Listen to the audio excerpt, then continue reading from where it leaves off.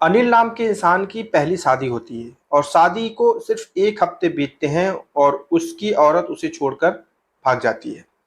हर कोई सोचने लगता है कि ऐसा क्या हुआ था कि अनिल की औरत उसे 1 हफ्ते में ही छोड़कर चली गई। खैर, किसी को कुछ पता नहीं चलता है। लेकिन कुछ वक्त और बीतता है और फिर ऐसा लगता है कि अनिल ज़िंदगी भर बिना शादीशुदा के नहीं रह सकता, इसलिए इसकी दूसरी शादी करवानी चाहिए। और अनिल की दूसरी शादी करवाई जाती है। लेकिन ये जब दूसरी औरत आती है तो ये अनिल के साथ 1 महीने तक रहती है और इसके बाद वो भी भाग जाती है। लोगों को समझ में ही नहीं आता कि आखिर ऐसा क्या हुआ कि दूसरी वाली भी भाग गई। और इसके बाद अनिल की तीसरी शादी करवाई जाती है। तीसरी औरत आती है और वो भी अनिल के साथ कुछ ही दिन रहती है और इसके बाद वो भी भाग जाती है। 3-3 औरतों से शादी और तीनों भाग गईं। आखिर ऐसा क्या हुआ था? लोगों को समझ में नहीं आता था, लेकिन इतना ज़रूर जानते थे कि अनिल थोड़ा सनकी दिमाग का था। उसको गुस्सा बहुत तेज़ी से आता था, गुस्सैल स्वभाव का था, किसी पे भी गुस्से करने लगता था, गाली-गलौज देने लगता था, किसी से डरता नहीं था, इसलिए लोग उसे थोड़ा सनकी कहते थे। लेकिन ये सोच पाना हर किसी के लिए एक प्रश्न था। हर कोई सोचने में विवश था कि आखिर 3-3 शादियाँ उसकी सक्सेस नहीं हुई, आखिर ऐसा क्या हुआ? फिर आता है वो दिन जब वो चौथे के चक्कर में आता है। और जब चौथे की बारी आती है तो कुछ ऐसा होता है जो अनिल को हर न्यूज़पेपर में छाप देता है। अनिल को हर इंसान जानने लगता है। अनिल नाम का इंसान प्रकाशित हो जाता है अखबारों में, न्यूज़ चैनलों में। आखिर ऐसा क्या होता है? चलिए इस कहानी की शुरुआत करता हूँ। नमस्कार दोस्तों, मेरा नाम है जीआरडी और आप देख रहे हैं 9 पीएम विद जीआरडी। ये कहानी है उन्नाव उत्तर प्रदेश की। उन्नाव उत्तर प्रदेश का एक शहर है, काफ़ी विख्यात है। वहाँ की एक कहानी है। आपसे गुजारिश करूंगा कि वीडियो अगर आपको अच्छी लगे तो प्लीज़ लाइक करिएगा और चैनल को सब्सक्राइब जरूर करिएगा।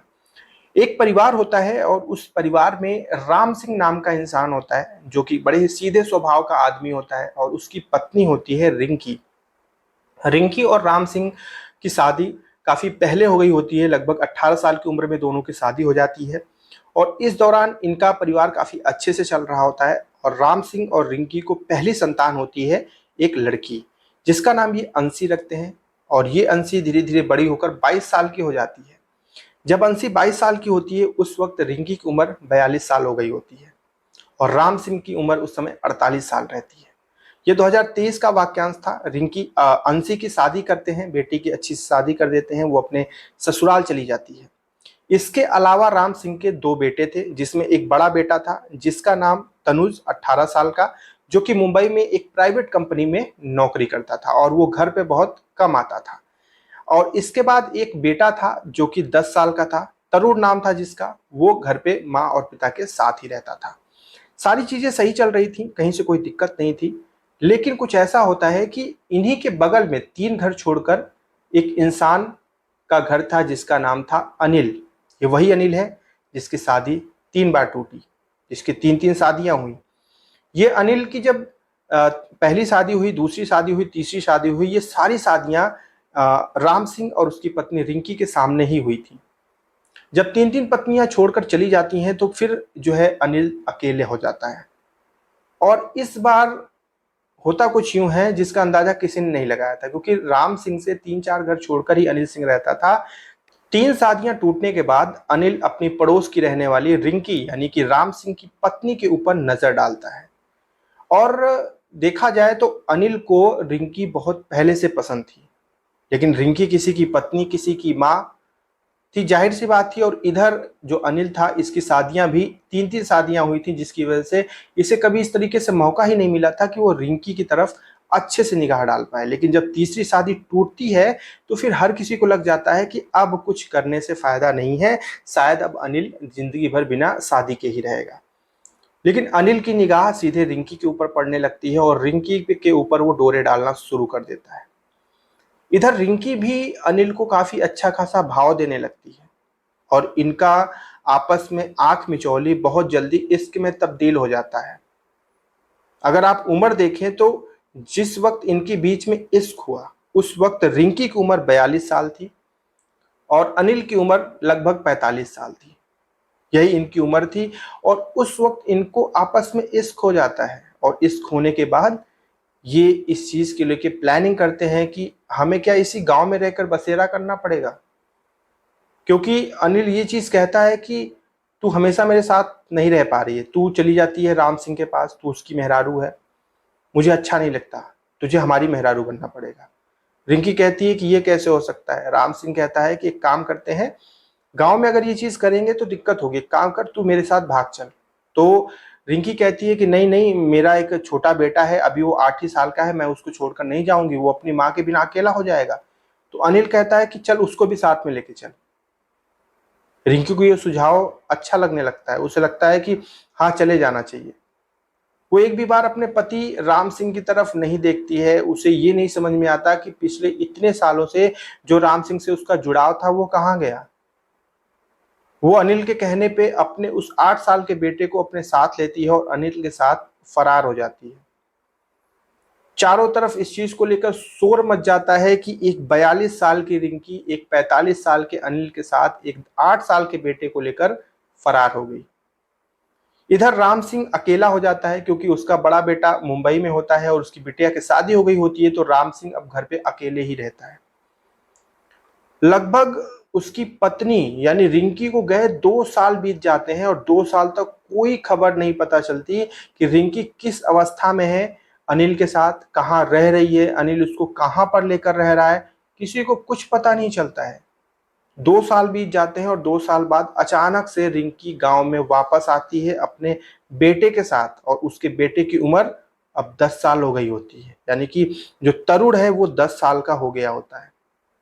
वो वापस गांव में आती है और सीधे राम सिंह के पास पहुंचती है, यानी अपने पति के पास, और जाकर उसके पैरों पे गिर जाती है और माफी मांगने लगती है, ये कहकर कि मुझे माफ कर दीजिए, मुझसे गलती हो गई, लेकिन अब मैं आपके साथ ही रहना चाहती हूँ।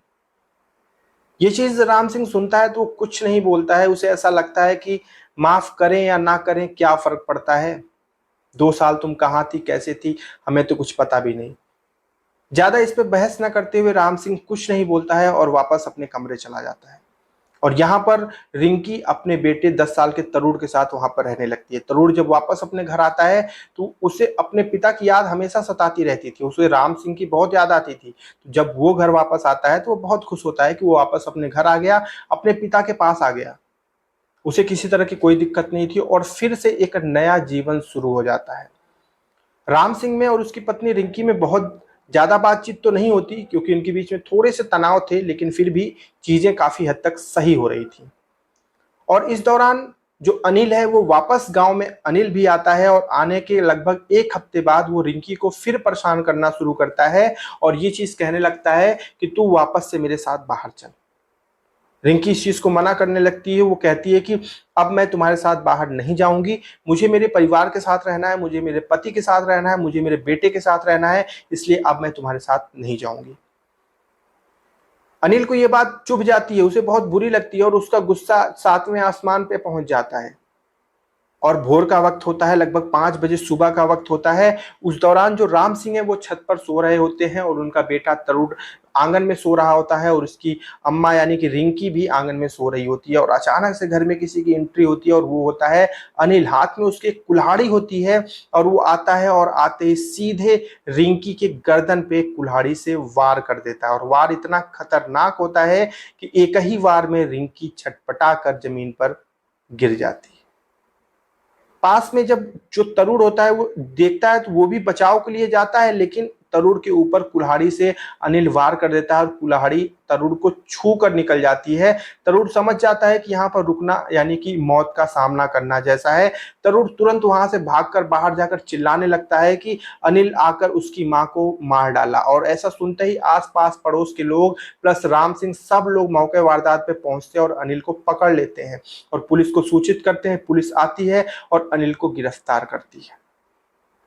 फिर अनिल से जब पूछताछ की जाती है तो अनिल इस बात को बताता है कि मैं बार बार उससे बोलता था कि तू वापस से मेरे साथ चल, मेरे साथ रह बाहर, लेकिन वो मना करती थी। अब वो बोलती थी कि नहीं, मुझे अपने पति के साथ रहना है, मुझे अपने परिवार के साथ रहना है, तो मुझसे बर्दाश्त नहीं हुआ। यही थी आज की कहानी। अब आप देखिए जरा कि यहां पर किसकी कितनी गलती थी। क्या किसको गुनाहगार ठहराया जाए, किसको कहा जाए? क्या रिंकी को अनिल को भाव देना जरूरी था? क्या रिंकी को अनिल के साथ पहली बार जाना जरूरी था और वो चली गई थी तो क्या उसे वापस आना जरूरी था? बहुत सारे प्रश्न हैं इस कहानी में।